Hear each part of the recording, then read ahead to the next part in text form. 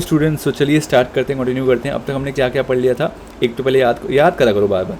Frederick Sorio की painting के बारे में पढ़ा था, अच्छा कैरेक्टरिस्टिक्स थे उसके, कुछ याद आया। फिर क्या पढ़ा था, फ्रांस सोसाइटी ने क्या क्या चेंजेस लाए ताकि लोग क्या हो जाएं, यूनाइट हो जाएं, ठीक है। फिर हमने पढ़ा कि नेपोलियन आया 1804 में, उसके इम्पैक्ट कुछ अच्छे थे, कुछ नेगेटिव इम्पैक्ट्स थे। फिर क्या हुआ, नेशनलिज्म इन यूरोप में फैल गया, उसमें 3 कारण थे, मिडिल क्लास का, फिर लिबरलिज्म आया, और फिर कंजर्वेटिव रिजीम जो वाटरलू में जब वो हार गया था नेपोलियन, तो कंजर्वेटिव रिजीम्स जो है वो पावर में आ गई थी। क्लियर। अब क्या हुआ, अब कांग्रेस ऑफ वियना साइन हो गई थी।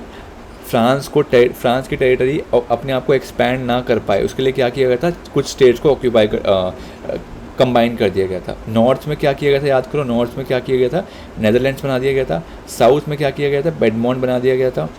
और जो वेस्टर्न साइड्स पे हैं उसमें क्या हुआ था, प्रूशिया को बहुत सारी लैंड मिल गई थी और सेक्सोनी का पार्ट मिल गया था।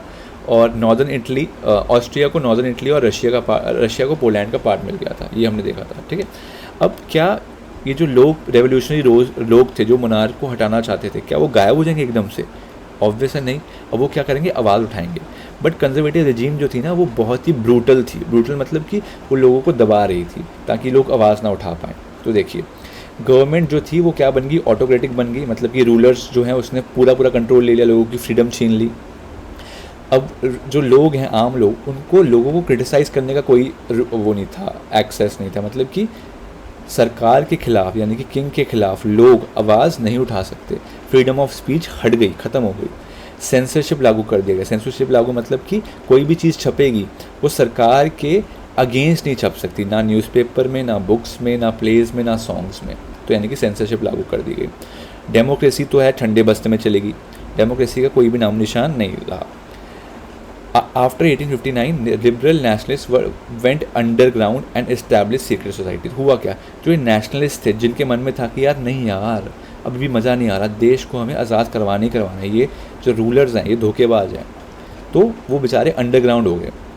अंडरग्राउंड होके मतलब कि वो छुप गए, और उन्होंने क्या किया, छुप के सीक्रेट सोसाइटी बनाई, लोगों को अपने साथ शामिल किया कि यार नहीं, ये जो कर रहे हैं मोनार्क रूल, ये गलत कर रहे हैं, इनको हटाना पड़ेगा, ठीक है। तो बहुत सारी सीक्रेट सोसाइटी बनी, और उसमें बहुत सारे फेमस बंदे रेवोल्यूशनरी जो हैं वो आइडेंटिफाई हुए। उसमें से एक रेवोल्यूशनरी जो था, जो आइडेंटिफाई हुआ मोस्ट प्रोमिनेंट, वो था गुसेपी मैज़ीनी, ठीक है। कौन था ये बंदा गुसेपी मैज़ीनी? वो जेनोवा में पैदा हुआ था, इटली में जगह है ना जेनोवा, वहाँ पे पैदा हुआ था, ठीक है। सबसे पहले उसने एक ग्रुप ज्वाइन किया कार्बोनरी नाम का।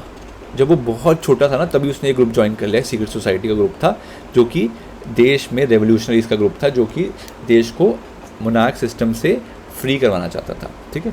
फिर उसको एग्जाइल में भेज दिया गया, मतलब जब वो 24 साल का था उसको देश निकाला दे दिया गया कि तूने देश के साथ गद्दारी की है, तुझे निकाल रहे हैं हम। 1831 में निकाल दिया गया, ठीक है।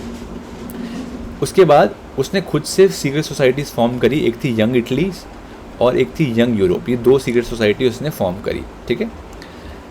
उसका मानना क्या था, उसका मानना था कि nation are natural units created by God. Nation जो है वो नेचुरल यूनिट्स हैं, नेचुरल जगहें हैं जो कि गॉड ने बनाई हैं, और it should not stay divided. और इन नेशंस को जो डिवाइड किया हो गया था मोनार्क ने, जैसे कि मैंने बताया कि जर्मनी के टुकड़े हो रखे हैं, है ना, इटली के टुकड़े हो रखे हैं, तो उसने कहा कि नहीं, ऐसा नहीं होना चाहिए यार, ये यूनाइटेड रहना चाहिए, एक ही रहना चाहिए सारा, ठीक है।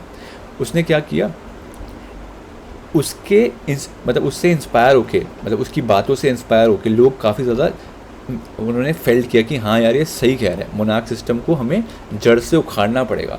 तो उससे इसकी इंस्पिरेशन से क्या हुआ, जर्मनी में, फ्रांस में, स्विट्ज़रलैंड में, पोलैंड में, इन सारी जगहों पे क्या बने, सीक्रेट ग्रुप्स बने, ठीक है। अच्छा, जो याद है मेटरनिच कौन था? मेटरनिच, पीछे देखो, अगर ड्यूक मेटरनिच आया था, ड्यूक मेटरनिच ये रहा। तो जो ड्यूक मेटरनिच था वो इससे मैज़ीनी से बहुत ज़्यादा गुस्सा था, एंग्री था। क्यों एंग्री था? क्योंकि मेटरनिच क्या चाहता है, किंग रूल चाहता है, और गुसेपी मैज़ीनी क्या चाहता है, वो चाहता है फ्रीडम। तो आपस में कैसे बनेगी इनकी? तो मेटरनिच इसके बारे में क्या बोलता था, the most dangerous enemy of our social order, ये उसको बोलता था, मेटरनिच बोलता था मैज़ीनी को, ठीक है। तो ये हमारा सिस्टम ख़त्म हुआ कंजर्वेटिव रिजीम का। अब क्या हुआ, 1830 से 48 की बात कर रहे हैं हम, ठीक है। 1815 में कौन आ गया, अब किंग फिर से आ गया फ्रांस में, याद करो, फ्रांस में 1815 में किंग फिर से आ गया। कौन सा आया था, लुइस 18 आया था। और उसके बाद चार्ल्स करके भी कोई किंग था, वो भी आ गया था, ठीक है। तो अब क्या हुआ, 1850 के बाद कंजर्वेटिव मोनार्क जो है उन्होंने पावर में रहने के लिए पूरी जोर लगा दिया अपना, बट लिबरलिज्म का आइडिया और नेशनलिज्म का आइडिया अब रुक नहीं रहा था, अब वो आँख की तरह फैलता जा रहा था, फैलता जा रहा था, फैलता जा रहा था, ठीक है। हर जगह पर रेवोल्यूशन हो रहे थे यूरोप में, फ्रांस में भी हुए, बेल्जियम, ग्रीस, हर जगह पे हुए, ठीक है। ग्रीस को हाईलाइट क्यों किया गया, क्योंकि ग्रीस के बारे में एक स्पेशल रेवोल्यूशन पढ़ना है हमने, ठीक है। अच्छा, इस रेवोल्यूशन का मेजर पार्ट कौन वो कर रहा था, लीड कर रहा था मिडिल क्लास। पीछे भी बताया था मैंने मिडिल क्लास कि मिडिल क्लास क्योंकि पावर, मिडिल क्लास पढ़े लिखे होते जा रहे थे, उनके पास पैसा आ रहा था, तो वो क्या चाह रहे थे कि हमें फ्रीडम चाहिए, अब हमें बंदिशें नहीं चाहिए। अब फाइनली क्या हुआ, 1815 में कौन किंग था, बर्बन डायनेस्टी का किंग था, बट फाइनली 1830 में आके इस किंग का क्या हो गया, खात्मा हो गया जुलाई रेवोल्यूशन में, ठीक है। जुलाई रेवोल्यूशन में खात्मा हो गया। बर्बन किंग जो था 1815 में आया था, उसको क्या कर दिया गया, बाहर फेंक दिया गया, निकाल दिया गया, हटा दिया गया। फिर लुइस फिलिप नाम के मोनार्क सिस्टम को इंस्टॉल किया गया। आप कहोगे ये क्या बेवकूफ़ी है, अभी तो किंग था, मोनार्क सिस्टम था और फिर से मोनार्क सिस्टम कर दिया गया। तो याद रखना, ये जो था ना बर्बन किंग, ये ऑटोक्रेटिक रूल थे, ये डेस्पोटिक पावर के थे, मतलब ये सारे के सारे एब्सोल्यूट पावर चाहते थे। एब्सोल्यूट पावर मतलब कि सारी पावर हमारे पास होएगी और कोई भी पावर किसी और के पास नहीं होगी, तो ये ख़राब थे। बट जो लुइस फिलिप था ना, ये पॉपुलर किंग था, ये लोगों का किंग था, मतलब लोगों की बात सुनता था, तो इसलिए इसको फिर से इसको लीडर बना दिया गया। मतलब कि अब जो है फ्रांस में कॉन्स्टिट्यूशनल मोनार्क को ले आए, मतलब कि ये किंग तो रहेगा बट साथ में कॉन्स्टिट्यूशन भी रहेगा। और ये किंग क्यों लाए, फिर से रिपीट करूँ, क्योंकि ये बढ़िया बंदा था यार, इसने लोगों की हेल्प करी रखी थी, ठीक है। अब धीरे धीरे करके जैसे फ्रांस में रेवोल्यूशन हुआ, फ्रांस आज़ाद हुआ, ये बात पूरे यूरोप में फैल गई आँख की तरह।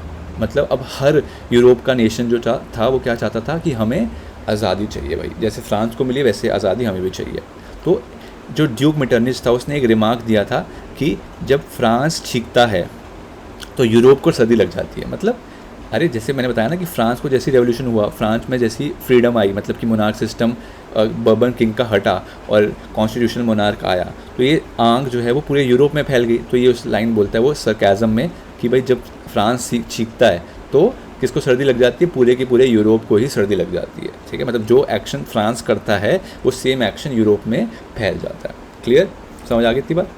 अच्छा, मैंने बताया था आपको कि यहाँ पे ग्रीस का एक स्पेशल वो है हमारा, ठीक है, वो हम नेक्स्ट क्लास में कंटिन्यू करेंगे। तो अभी अगर टाइमलाइन में बताऊँ आपको क्या हो गया, ध्यान सुनना, तब समझ मज़ा भी आएगा और समझ भी आएगा। लुइस 16 था पहले, तो कब था, 1789 में था, 1789 में लुइस 16 था, फ्रांस की बात कर रहे हैं। अब लुइस 16 जो था उसकी पावर जो थी वो वीकन पड़ती गई थी, मैंने बताया था। और कौन आ गया था, सीएम आ गया था, सीएम मतलब कॉन्स्टिट्यूशनल मोनार्क आ गया था। अब कॉन्स्टिट्यूशनल मोनार्क्स ने, मैंने बताया कि बहुत सारे कलेक्टिव चीज़ें वो करी थी उन्होंने, जैसे कि फ्लैग्स चेंज किए थे, स्टेट्स जन का नाम मिटा के क्या कर दिया था, नेशनल असेंबली किया था, सेकंड टॉपिक जो पढ़ा था हमने। फिर किसकी कौन आया पावर में, 1804 में नेपोलियन साहब पावर में आए। उन्होंने कुछ पॉजिटिव इम्पैक्ट्स किए, कुछ नेगेटिव इम्पैक्ट्स भी करे, ठीक है। फिर उसके बाद क्या हुआ, 1815 की वॉर में वो हार गया था नेपोलियन, याद करो। और 1815 की वॉर में हारने के बाद क्या साइन हुई थी, ट्रीटी ऑफ वियना, ठीक है, ट्रीटी ऑफ वियना साइन हुई, जिसमें सारी स्टेट्स को एक्सपैंड कर दिया गया था ताकि फ्रांस जो है वो फिर से अपने आप को पावरफुल ना बना पाए। और किंग लुइस 18 को ला दिया गया था, लुइस 18 को, ठीक है। कंजर्वेटिव रिजीम ने पावर गेन कर ली थी। और फिर क्या हुआ, 1830 का रेवोल्यूशन हुआ, फिर से बर्बन किंग्स को हटा दिया गया और लुइस 16 को फिर से पावर में ले आए, ठीक है। तो ये सारा सिनेरियो है फ्रांस का। फ्रांस के अलावा हमने और क्या सिनेरियो पढ़ा अब तक कि पूरे यूरोप में दो लहरें और जो दौड़ रही थी, जो कि थी rise of middle class plus liberalism, ठीक है। लिबरलिज्म किस में था, हमने पढ़ा मेन किस में था, इसका सीन जर्मनी में, ठीक है। तो ये अगर आप चैप्टर रिव्यू करो तो क्या क्या पढ़ लिया अब तक हमने, फ्रेडरिक सॉरियो की पेंटिंग पढ़ ली। उसके बाद हमने पढ़ा कि क्या क्या सेंस ऑफ कलेक्टिव बिलोंगिंगनेस थे, मतलब कि क्या क्या हमने मेजर्स लिए फ्रांस में ताकि लोगों को एक जैसा लगे, मतलब लोगों को यूनाइटेड लगे। फिर हमने क्या पढ़ा, नेपोलियन पावर में आ गया, उसने क्या पॉजिटिव इम्पैक्ट्स दिए, नेगेटिव इम्पैक्ट्स दिए। फिर हमने पढ़ा था बीच में यूरोप के बारे में, क्या पढ़ा था यूरोप के बारे में, याद करो कि नेशनलिज्म यूरोप में कैसे फैला, ईयू में, मतलब यूरोप में नेशनलिज्म कैसे फैला। उसमें हमने पढ़ा था राइज ऑफ मिडिल क्लास, और कौन सा पढ़ा था, लिबरलिज्म। फिर हमने पढ़ा कि ये हार गया अपना लौंडा, तो हमने कौन सी साइन करवा दी, क्या चीज़ साइन करवा दी, ट्रीटी ऑफ वियना, जिसमें अब फ्रांस अपनी पावर को एक्सपैंड नहीं कर पाएगा। लुइस 16 के भाई नेफ्यू को 18 को ला दिया गया पावर में। कंजर्वेटिव रिजाइम ने पावर अपनी गेन कर ली, बट अल्टीमेटली क्या हुआ, 1830 में इनका फिर से खात्मा हो गया। और कौन किंग बन गया? लुइस फिलिप बन गया। क्लियर? यहाँ तक समझ आ गया? तो फ्रांस की कहानी यहाँ तक ख़त्म होती है।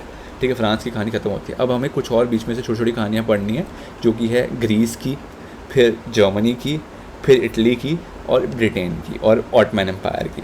तो फिर आपका चैप्टर कंप्लीट हो जाएगा। आप इसको नोट्स को साथ साथ याद कर लीजिए, लिखिए अपने हाथ से, ठीक है, और इसको याद करिए, कहानी की तरह सोचिए इसके बारे में। जैसे मैंने आपको कहानी की तरह पढ़ाया है, जैसे आप कहानी की तरह सोचिए क्या क्या हो रहा है। ठीक है, टाइमलाइन के साथ पढ़िए, और कोई डाउट हो आप बताइए।